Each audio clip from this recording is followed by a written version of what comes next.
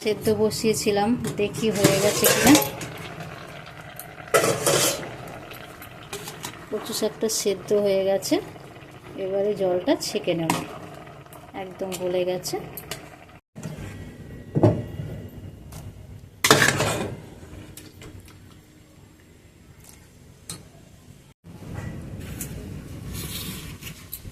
পরে একটা কড়াই বসিয়ে দিয়ে কড়াইটা গরম হতে দিচ্ছি। কড়াইটা গরম হয়ে যাওয়ার পর একটু তেল,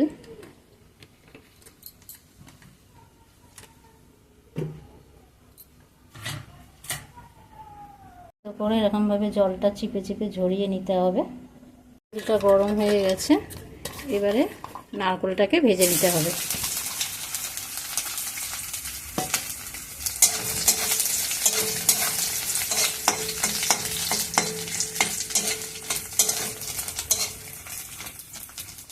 নারকেলটা ভাজা হয়ে গেছে, খুব লাল হবে না, হালকা ভাজা হবে।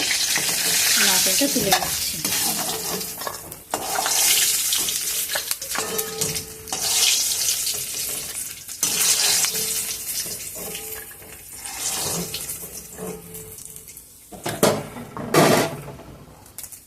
এরপর দিয়ে দিচ্ছি তেজপাতা, 5-6টা শুকনো লঙ্কা,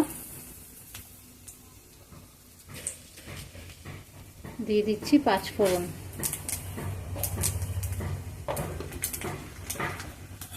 ফোড়নটা দিয়ে লাল লাল হয়ে যাবে তখন কচু শাকটা দিয়ে দিতে হবে।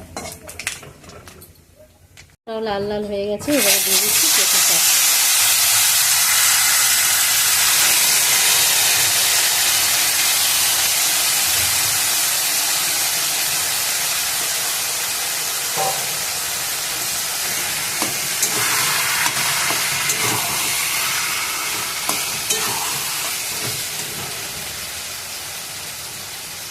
দিয়ে দিচ্ছি পরিমাণ মতো হলুদ, পরিমাণ নুন। আমি কচু শাকটা সেদ্ধের সময় নুন দিয়েছিলাম, তাই সামান্য নুন দিলাম।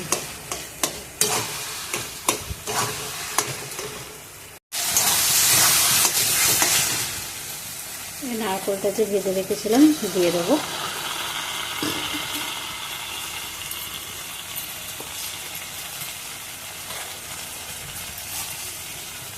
চিনি দিয়ে দিচ্ছি পরিমাণ মতো।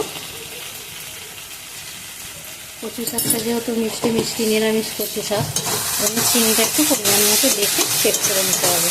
তো আপনারা চেক করে নেবেন। হয়ে গেছে কচু শাক রেডি, এবারে নামিয়ে ফেলবো।